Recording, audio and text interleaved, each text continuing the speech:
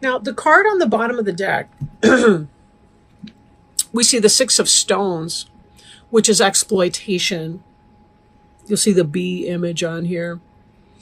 So you may be feeling that you're taken advantage of in some way by someone.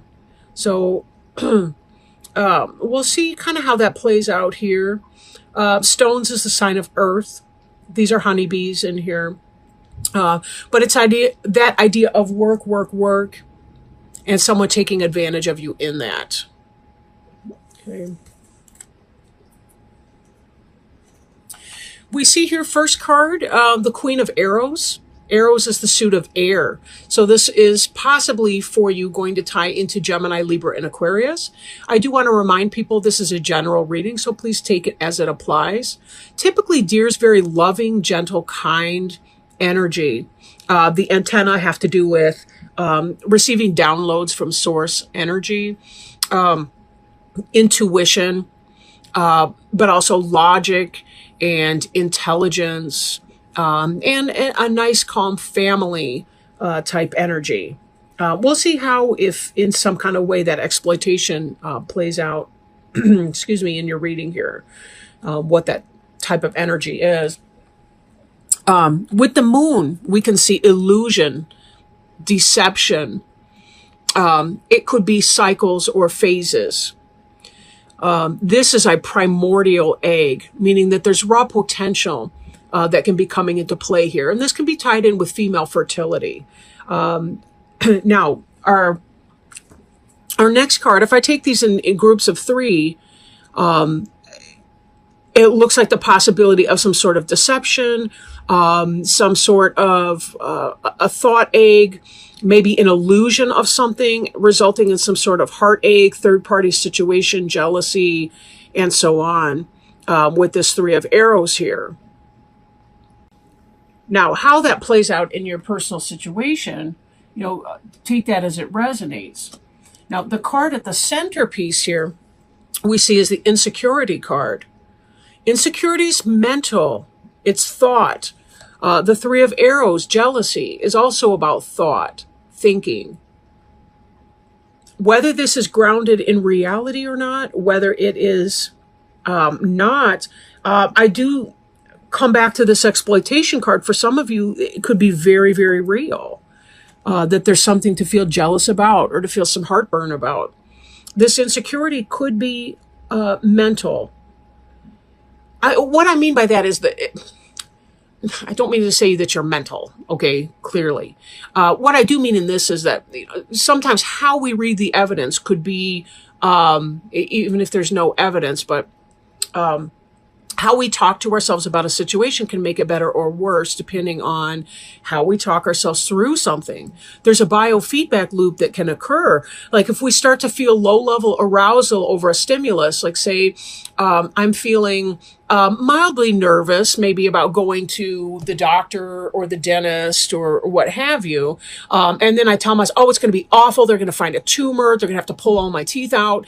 I can very quickly make my low-level anxious arousal become a full-blown panic attack by how I think about things. Be very, very careful that you don't give into ungrounded thoughts, but that you seek evidence before you begin to think that something may be wrong in your relationship or situation. Now, we see also here the Knight of Wands. Wands is fire energy, right? And fire energy, this could be possibly Aries, Leo, or Sagittarius. So you may be thinking that your air sign is falling in love with or having an affair with a fire sign like an Aries, Leo, or Sagittarius. And that could be creating some upset for you. I don't know a whole lot of people that are truly comfortable with polygamy. I don't think that this jealousy card would be out here if you were comfortable with it, let's just say. And sometimes the fox could be about, what somebody's getting away with.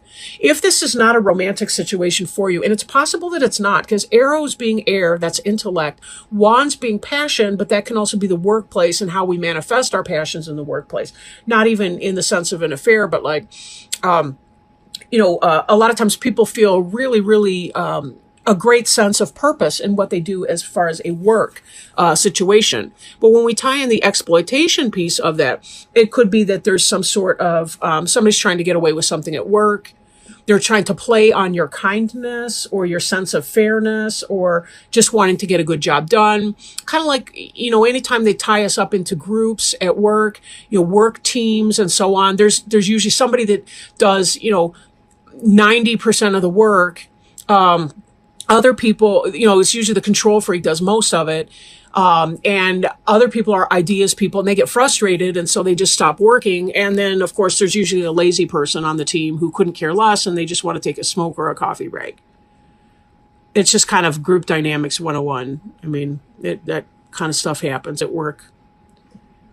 But with this, it could be the case. Now, what I am seeing down here, too, for some of you, again, not for all, please don't do anything based on a general reading like this when I haven't even talked to you one-to-one about it. This tells me that for some of you, your intuition's right. You're being exploited. You're being taken advantage of. Your Queen of Arrows and your Knight of Wands are hooking up. Or someone's stealing the eggs from the hen house, whatever it is, behind the scenes. Someone's being all cutesy pie. I don't know where these things that I say come from. I have no idea. I sound like a jackass. But you get what I'm saying. So some of you may be spot on with your interpretation that something's going wrong. I'm not happy with it. Someone's deceiving. And it's triggering an insecurity that you may be having. Maybe for some people when they're cheating, it's because they're feeling insecure. And that's what it's got to do with. Shaman and seer are like the male and female versions of one and the same. They're both intuitive people. They both understand things. They have good senses of intuition. They're psychic. They receive a lot of spiritual downloads. They know what's going on. They kind of get that sense in their gut, what's happening. So whatever this attempt at deception and so on, somebody's seeing clearly in that moonlight. There may be a lot of deception going on, but someone's seeing clearly. And it's freaking you out. Or it's freaking someone out. It could be that some of those people are insecure about being caught. Like, when we look at these two cards here, the deer, the fox is looking over his shoulder.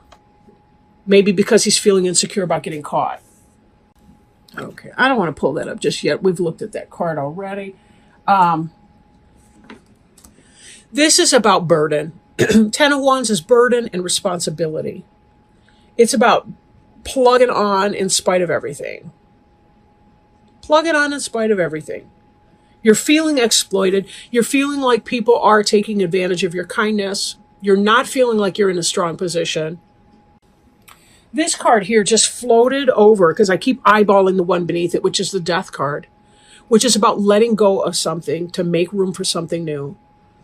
It's about clearing the weeds out of your garden so that there's room for the plants you actually want to grow there to have room to grow there. That's a scary thing for many, many people.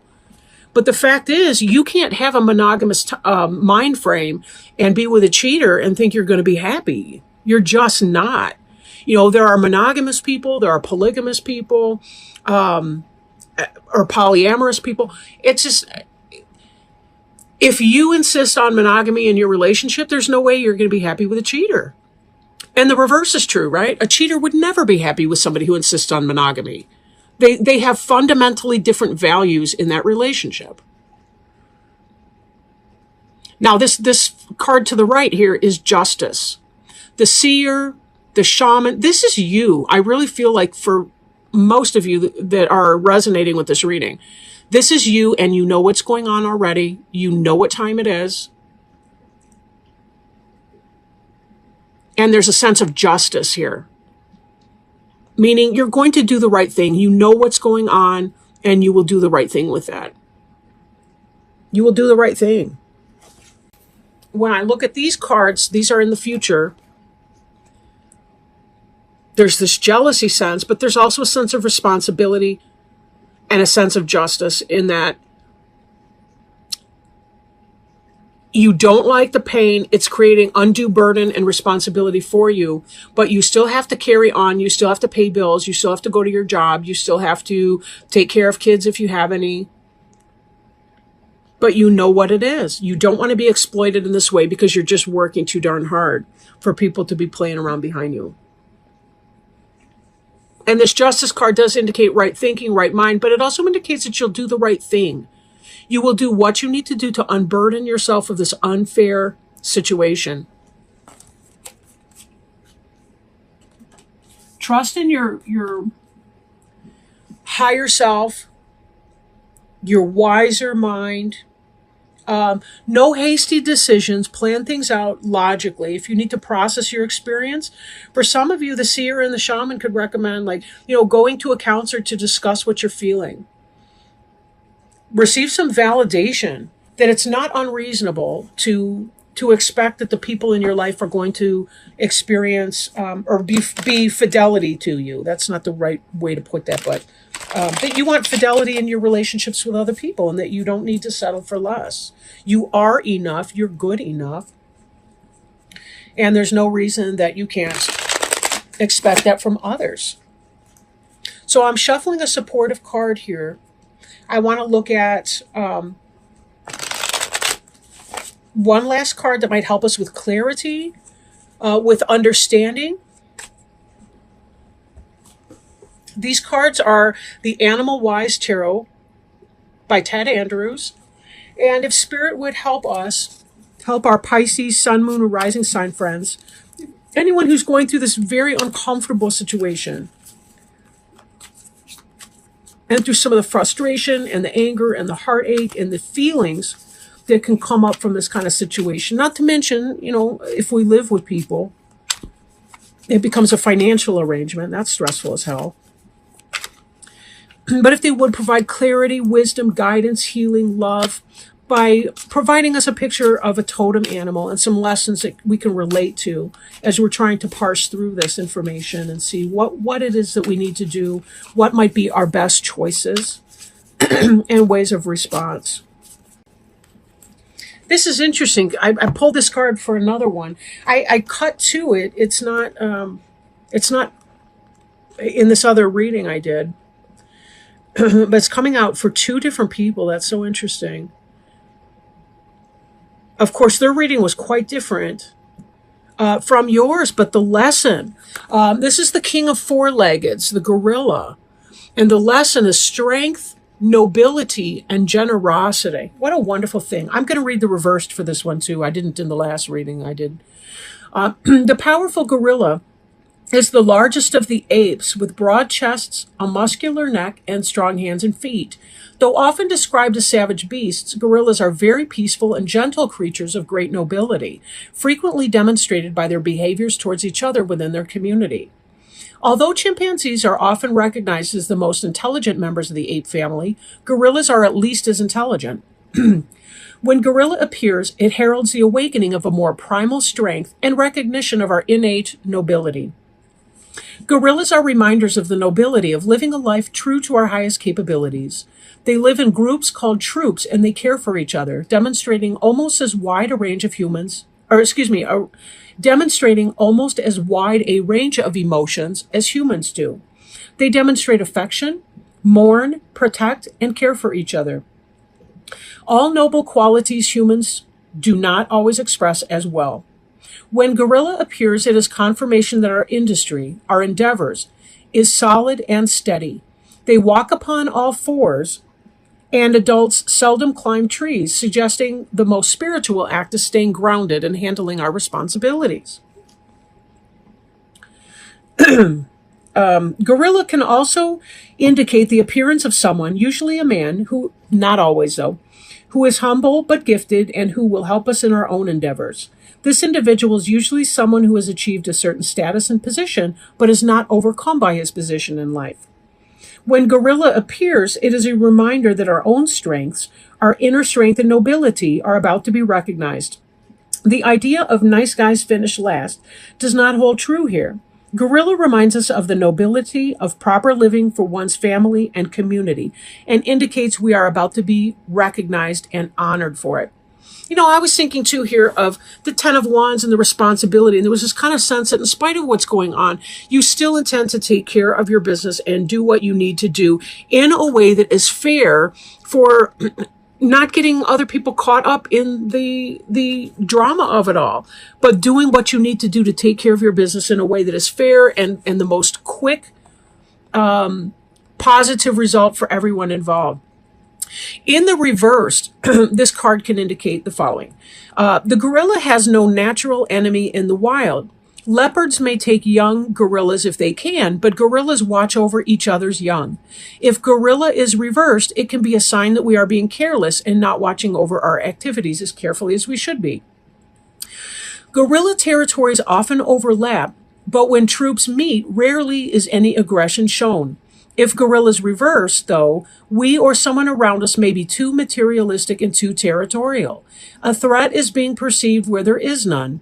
Troubles and complications will result from this. Within the gorilla troop, each led by an old male, there are dominant roles. If gorilla is reversed, there are problems. If gorilla is reversed, there are problems in leadership around us. It may have to do with our own leadership or the leadership of someone else in some area of our life. Perhaps someone who is trying to take charge who is unqualified or who is abusing the position of authority. Questions to ask. Are we being overly aggressive? Are we trying to assert an authority we do not have? Is someone else? Are we fulfilling our responsibility to the family or community? Are we looking out only for our own needs? Are we being selfish and bullying? Interesting reading. And again, it speaks to the fact that some people may be experiencing insecurity based on their own personal past or some other types of issues. It may not be that someone's in fact stepping out. For others of you, it could be that they are, but looking more deeply into your situation, finding more information out for yourself before making any action could be the wisest thing on that. I mean, for the most part, it does seem to be that there's some very positive influence in here, that right will prevail.